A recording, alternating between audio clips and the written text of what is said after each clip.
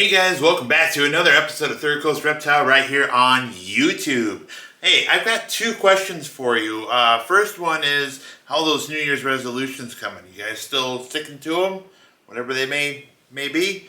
Alright, well, the second question, a little bit more serious, and that's why we're here today, is how much does it cost to own a tortoise? I'm not just talking about the price of the tortoise, I'm talking about how much does it cost to have a tortoise in your home monthly.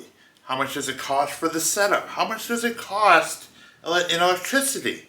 So these are the questions I'm going to answer today, where I did some research and, well guys, it's kind of surprising. We're going to get into that here. Oh, and don't forget, we're going to do an Under the Show segment where I answer one of your questions right here on Third Coast Reptile. Alright guys, so just for the record, I'm still working on my New Year's resolution strong, going into the second week here.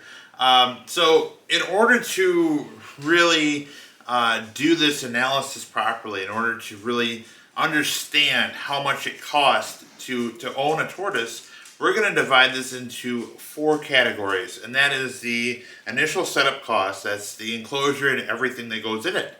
We're also going to go over the cost of a tortoise, how much it costs to obtain a tortoise that would be captive bred in most cases. Also, we're going to do into operating costs. Now, operating costs are the electricity that you use, the food that you provide, and water. If you have a water bill, I guess we'll break all of that down.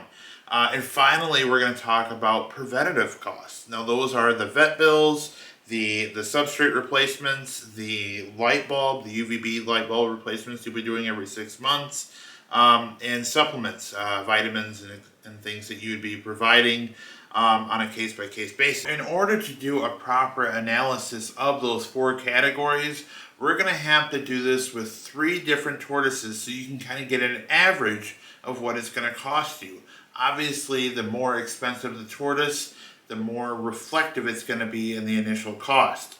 Now, for this purpose, for what we're doing today, we're going to be reviewing the Russian tortoise, the Redfoot tortoise, and the sulcata tortoise as our sort of comparison to see how much it costs to own a tortoise. For everything we're going to be doing today, we're going to be utilizing Amazon and Morph Market for most of the pricing that we're going to be doing today. And I'm going to show you how that works right now. For the first of our 4 categories, we're going to talk about the initial setup. Of course, this is going to be unique to hatchlings. As adults, things change drastically, especially for some of the species that we're going to talk about. One of the notable things here that kind of surprised me, as I mentioned at the beginning of the video, is that the initial setup for all 3 tortoises is, well, exactly the same. So that makes it easy here for the initial setup costs that we're going to talk about right now. On Amazon, I looked up everything we're going to need for our tortoises.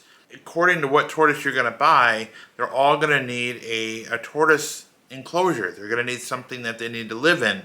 And I found this tortoise enclosure on Amazon, and it suits a lot of needs, and it checks off a lot of boxes. And that is this this right here. So this is a 29 by 34 enclosure. It has a built-in hide box, and it has a light hook to hold the light, as you guys can see right here. Now, the cool thing about this is that it has versatility to it. In fact, you can actually buy another one and put them together as your tortoise grows. So that'll save you money later on. Also, it has the light hook built in, so you don't have to buy a hook to hold that light up or some sort of structure. Additionally, it has a box, it has a hide for that tortoise to go into to feel secure and safe. So this has a lot of boxes checked off, and at $54, that's a pretty good deal. So for the enclosure itself, it's $54. Now, moving on, we're going to need substrate. And the substrate I found useful for all three tortoises we're going to be talking about, it has to hold in humidity. It has to be something that's easy to clean, and it has to, well, smell good for what you're doing because, well, it's going to be in your home, being a hatchling, so you want something that's going to be appealing.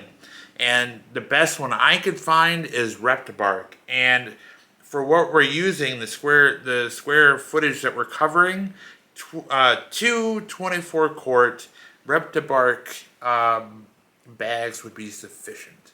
And that'll create a nice 2 to 3 inch layer that the tortoises can be in. This will hold that humidity like I was saying, and it's very easy to clean up. And at $33 a piece, it's not that bad. So that's $66 on top of that enclosure cost. Moving on. Now that we're at the, we have the enclosure, we have our bedding. Now we need to talk about our substrate. Now we're going to talk about our food and water dishes. And the best thing I could find for food and water dishes is those terracotta plant, like the bases or the bottoms of them, I guess. They're these plates. They look like this right here. Now this is a set of 5 that you can get for $12. I think it's $11 and some change. But 5 of them. Now, why would I want 5 of them for the one tortoise that you're going to have in this enclosure?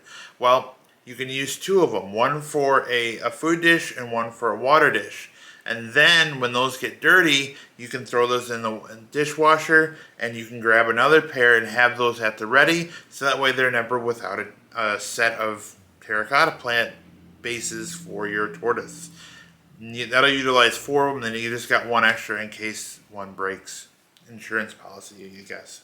So, yeah, now we have the enclosure, the substrate, and the terracotta plant for food and water dish. Now we need to move on to our lighting. In order to start with the lighting, you're going to need a timer. And the timer that I found on Amazon is right here, and this is $10. This is just a basic timer, and this is all you need for what you're using. You need something that's set up for 8 to 12 hours a day of daylight. They're going to need that sort of night and day cycle, and it's with the reptile hobby, I found that the more automated you make your systems, whether it's misting or in this case lighting, the better off and easier your relationship is going to be with your tortoise. You want to create a positive experience when you're having a tortoise. It doesn't have to become such a chore to take care of them. So reminding yourself to turn the lights on and off every day doesn't have to be a burden when you buy a timer. And again, for $10, that's really easy insurance to make sure that those lights turn on and off. Now, moving forward, we're going to need a light fixture. And that light fixture, now this is something that you have to pay attention to. I found this light fixture here on Amazon for $13. Now the important thing about this light fixture, and let me see if it'll let me zoom in, yes it will, is this piece right here. That's a ceramic light socket. Now they also make these in plastic light sockets, and those are not suitable for the heat temps that we're going to be experiencing here. So you want to make sure you get the ceramic ones. They're not as robust as the plastic ones. They tend to crack if you over tighten those bulbs, but they handle the electricity and wattage that you're going to be using. Make sure that you check the wattage specifications on those domes prior to purchasing them. So now that we have our dome and our timer, next we have to talk about our lighting. There's a couple of options you can use here for lighting. I recommend a simple system, and because of this stage of their life when they're just a hatchling and the enclosure is this small, you can get away with a single light application. Now before you get crazy here, hold on. This is a UVB UVA basking bulb combination. This allows them to experience everything they need under one bulb. This saves you money because you're not running multiple lights, and because of this small enclosure area, the temperatures will be adequately taken care of by this one bulb. You can regulate those temperatures also by raising and lowering that light fixture pole that I was talking about in the original enclosure. Now for this bulb, we're going to be using a PowerSun 100 watt bulb. This bulb is expensive at $78, but this is something you can't skimp on. This is like one of the few things in the reptile hobby that you have to buy the exact thing that's meant for reptiles. But you have to remember, if you're going to use this route, if you're going this route, one of the cons is that this bulb should only last 6 months. So that's $78 every 6 months. You're going to have to replace this bulb.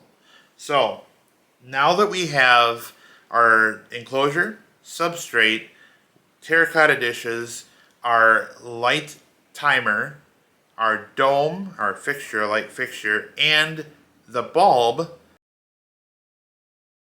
Okay guys, so now that we have everything set up, the last thing we're going to need for the enclosure is we're going to need a moist hide for these tortoises to go into. In order to create a moist hide, we're going to need spag moss. And you can get these 7-quart bricks of spag moss here. These are dehydrated moss. You just add water to them and then get them damp and then put them in the enclosure. Now for a pair of these, that's 2 of them, it's $10. And we're going to add that to the cart here. So that's the last piece that you're going to need besides food and your regulatory bills for your tortoise. Optional things you can put in there are going to be your like a calcium bone, and then also some plants if you want to create some sort of natural aesthetic features. But being in this sort of nursery environment, I'm not too worried about these sort of entertainment values at this stage. It's more about development and keeping an eye on your tortoise, and you want to make sure that they're visible most of the time. So now that we have everything we need for our basic enclosure for a hatchling, it's time to total out. How much do you think it's going to be? Well, surprisingly enough, for everything through Amazon that I've mentioned so far, the total is $200. You guys can see that, $244 and some change. So call it $245, but that's before tax. And the reason why I'm doing before tax is because it's different by state. Alright, so now that we know how much it costs to set up everything, let's move on to category number 2, which is the cost of the tortoise. Alright guys, so if you're still with me here, the next thing we're going to talk about is the actual cost of the tortoise. That's category number 2. Now again, we're going to talk about 3 different types of tortoise hatchlings. This is the Redfoot tortoise, the Russian tortoise, and of course the sulcata tortoise. I'm going to be using Morph Market as my baseline cost for each one because it's easier to check there versus shopping around everywhere on the internet to try to find the absolute bottom dollar just to find out, well, that tortoise isn't available. So using Morph Market as my guide, this is what I've come up with. For the Russian tortoise hatchling, captive bred, these are all captive bred, you're looking at about $200 for that Russian tortoise hatchling. Now, for me, that sounds a little bit high. You might be able to find a better deal on that, but for all intents and purposes, for what I found today, it's $200. Moving on, we're going to talk about the Redfoot tortoise.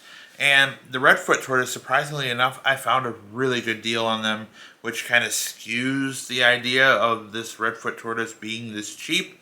But I found them for $119 as hatchlings, which is below, I think, the average price of them. I want to say they're about $200 plus on most places that you go to.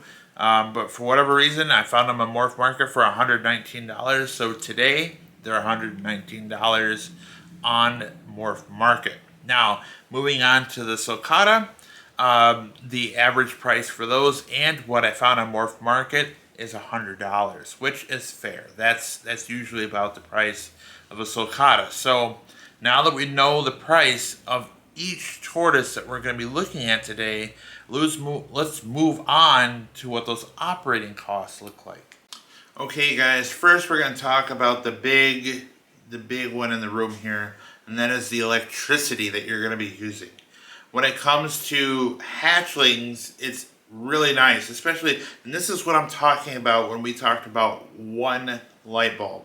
So to operate this 100-watt light bulb, there's a formula that you use where you talk about kilowatts per hour versus what your electric company is charging you per kilowatt per hour, and then how many hours a day you use them multiplied by the kilowatt per hour formula, blah, blah, blah, blah, blah. On average, and I'm going to save you guys a ton of headache here, you're looking at about $5 a month to run the one light bulb. Now that's not a big deal, but when you start looking at their adulthood and they need multiple lights, you're going to be looking at $5 to $15 to even $20 a month extra in that one reptile enclosure. Now you multiply it into what I have here, and that's quite a big bill. So it's just something to keep in mind when it comes to electricity. Okay guys, for food, we're going to be looking at around $5 a week. Now this is a container of spring mix that I feed all of my tortoises here on a regular basis, and the reason why I'm calculating this number is because it's readily available year-round. So with my hatchlings being inside, that's what I would be feeding them, is spring mix, and I go through about one 16-ounce container per week. So average is 4 weeks in a month, so you're looking at about $20 a month. You can do the math there per year. So with the electricity and the food, you're looking at about $25 a month. But that's not all. We still have to talk about calcium. Okay guys, next up we're back on Amazon looking at calcium. So the calcium powder I'm going to be looking at is Zoomed Reptile, and this is a 8-ounce container. The 8-ounce container is going to run you about $15. Now, before you freak out about a $15 8-ounce thing of powder, you have to understand how much you're going to be using per proportion of food. It's just a little dusting that you put on there. So this container will last you about 3 to 4 months. Now, for a year's supply, you're going to be looking at about $45, and that is not a lot. So to calculate that, we're going to average it out along with the food to give you a total cost. Guys, the last thing about the food that I want to mention here, and this is kind of the differentiation, the reason why I'm choosing different type of tortoises here to kind of give you an average. When looking at the redfoot tortoise, the food supply is actually going to be just a little bit more, and the reason being they're going to need fruit in their diet, and their fruit and vegetable mix that you're going to be putting in there is going to be another $5 to $10 per week, along with that $5 spring mix. So you're going to be looking at about anywhere from $10 to $15 a week in food for your hatchling, as opposed to $5 a week for the Russian tortoise and sulcata tortoise. And that's just kind of giving you an idea as a hatchling what the differences in cost may be based on the type of tortoise that you have. Now it's good to create variety in their diet, and if you can throw in things like weeds and hay and dandelions as well, that's also beneficial. Weeds and stuff you can find out in your yard, or you can buy them online. Dandelion greens are also sold at big box stores as well. They run about $2 to $3 a pound to add that into your cost. So you're looking anywhere from $7 to $8 a week for weeds and spring mix. And then also if you're going to throw in vegetables, you can add that cost in as well, another $5. So to summarize this, I know you guys are like, did he say, but wait a minute, this? No. Okay, so here's the simplistic thing. You're looking at about $15 to $20 a week in food, regardless of what tortoise you have. The reason why I'm differentiating is so you can understand where those costs kind of fall. As a hatchling, like I said at the beginning of this video, the thing that kind of surprised me is that the costs are level across all 3 tortoises as hatchlings.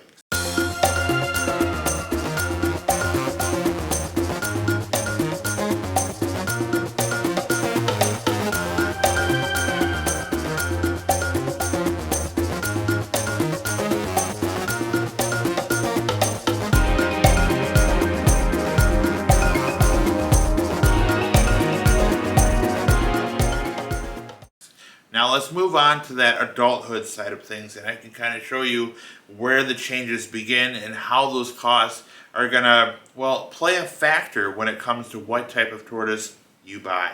Alright guys, so up to this point, I just want to say that everything has been kind of standardized because we're able to buy everything pre-assembled and ready to go. But as your tortoise grows, so does their space and food requirements. Now, behind me here, I have a 55-gallon Rubbermaid container. I use these for a lot of my tortoises in their sort of juvenile to sub-adult size. And this is okay. This will do alright. And for around $70, it's not that bad. I'm still able to get away with one light, but I also have a linear UV light in here. Again, this sort of multiplies that monthly cost. As I said, now you're looking at $10 a month to run this enclosure as opposed to $5, as we talked about before, as a hatchling. The other thing you want to understand too is their food consumption at this stage hasn't been affected yet. You still can get away with that one container of spring mix per week with that added calcium, and then your vegetable diet or fruit diet as your tortoise needs.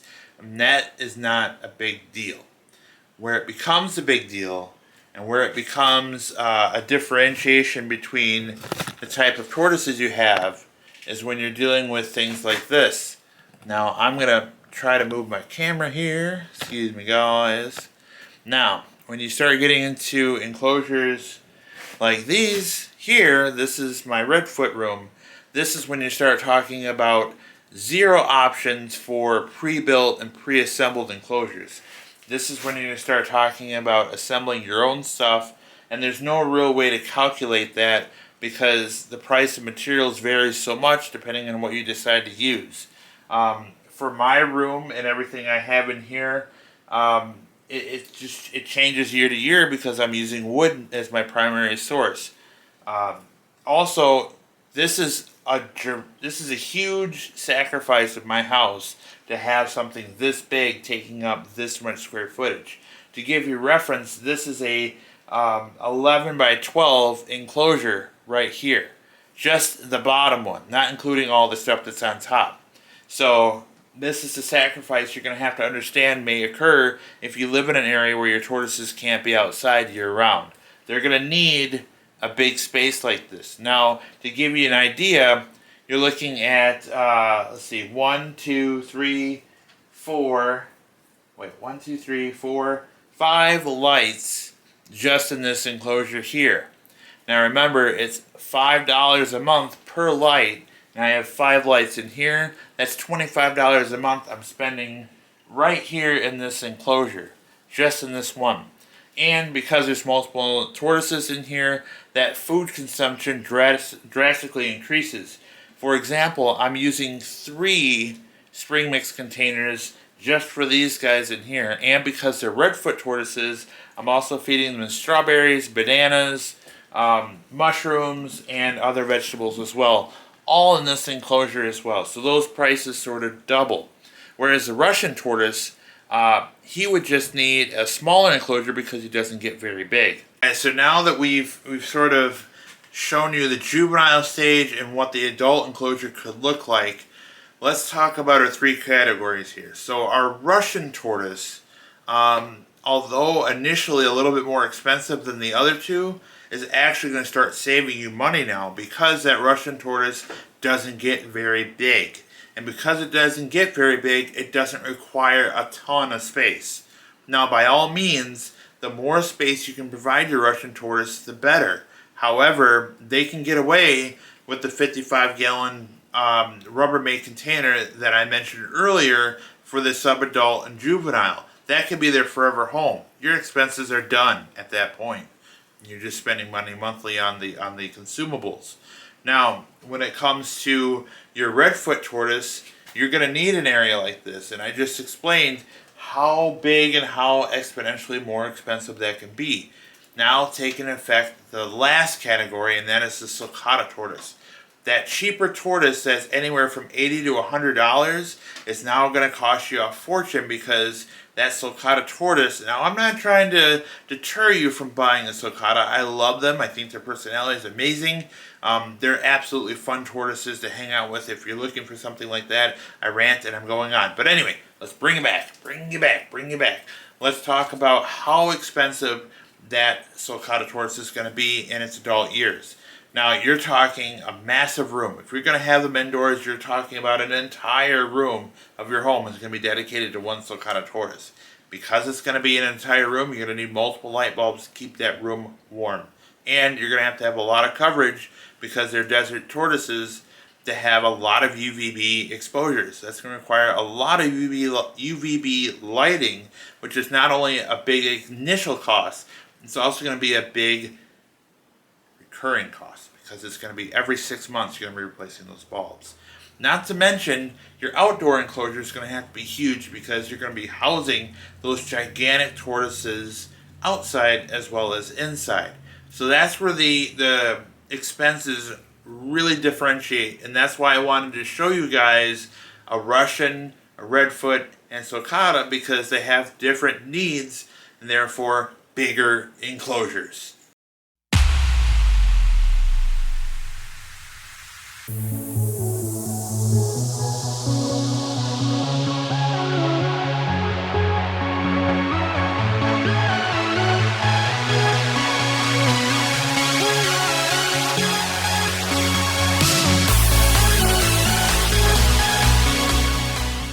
Guys, for this Under the Shell segment, we're going to answer a question from LLL Reptile. And they ask, what is the difference between a good reptile pet store and a bad reptile pet store?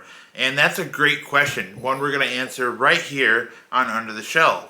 So, to give you guys an idea of what to look for in a good reptile store versus a bad one are a few little things. When I look at them, I want to see the cleanliness of the store. Is there and this is specific to the reptile enclosures, is there poop and urine all over the reptile enclosure? Is there a bunch of uneaten food just left in there, or are they upkeeping the enclosures and making sure that they're clean? The obvious thing here, guys, is if they have captive bred reptiles versus wild caught animals or farm raised or whatever they call them. In addition to that, though, something I really would like to see in a reptile store is the knowledge. How much do they actually know about the reptiles that they have there? And also, how much information can they provide you as a consumer about what you're about to get into when buying these reptiles? That is something like information cards. I know some of the bigger box stores kind of fall when it comes to this, where they have these primitive, like these little pamphlets. They're like, here you go, here's a one-sheet pamphlet about how to take care of your reptile. I would like to see more of like maybe a recommended book, or maybe a knowledge test to say if you're ready for a tortoise. Those are the type of things I'd like to see in a good reptile store. So it's a great question. It's one that mom and pop places tend to be a little bit better because they actually want what's best for the reptiles as opposed to just profit like you would see in a bigger store. Again, look out for those wild caught reptiles and check those enclosures to make sure they look good and clean, and check their knowledge base to see if they know what they're doing. So, great question, LLL Reptile. If you want to get your question answered right here on Third Coast Reptile, you can do so in two separate ways. Well, three separate ways. You can go to Facebook and ask me there. You can ask me on Third Coast Reptile YouTube community chat, or you can ask me right here in this video. Alright guys, so at the end of the video here, I want to throw in a little surprise for you. A little comparison that you wouldn't normally think about. I have a dog. I know most of you guys have dogs, and, well, how much does it cost to own a dog in comparison to, well, any of the tortoises that we mentioned today? Well, to give you an idea, I went on Amazon again, and I looked up everything that it would cost to own a dog, and so far, just treats, leashes, name tag, collar, bowls, toys, and a dog bed, because the dog needs to sleep in a bed, it's around $200 for all that stuff. Now, where the big costs come in, and this is where it kind of skews things a little bit more, it costs around $2,000 to buy a good dog. Not to say that cheaper dogs are not good, but if you're able to adopt a dog, you're probably looking anywhere from $300 to $500 for that dog as well. Now, for $300 to $500, that dog may or may not be up to date on shots and microchipped as well, and that's going to cost you a lot more money. So basically, to summarize everything for you here to make it not so complicated, because we've been watching this video for quite a while now, to own a dog is anywhere from $2,000 to $3,000 in total for the dog to be, just in your home. That's not including any accidents that it may have, any damage it may cause to any of your furniture because it likes to chew on things, like my dog does. But anyway, so $2,000 to $3,000 for a dog in comparison to what we've talked about in the tortoises. You guys can kind of get an idea. Hey, tortoises may not be all that expensive after all. And that's a good story. If you guys wanted to, I don't know, convince a parent or maybe convince a spouse to say, hey, we should buy a tortoise. This might be a good video for you to use to justify that to them. Like, hey, it's cheaper than a dog, right? Anyway, guys, I look forward to the next video here. We're actually leaving location for the next one. That's all I'm going to say about that. So I'm really excited about it. I hope you guys enjoyed the video. Thanks for watching, and I'll catch you next time. Bye now.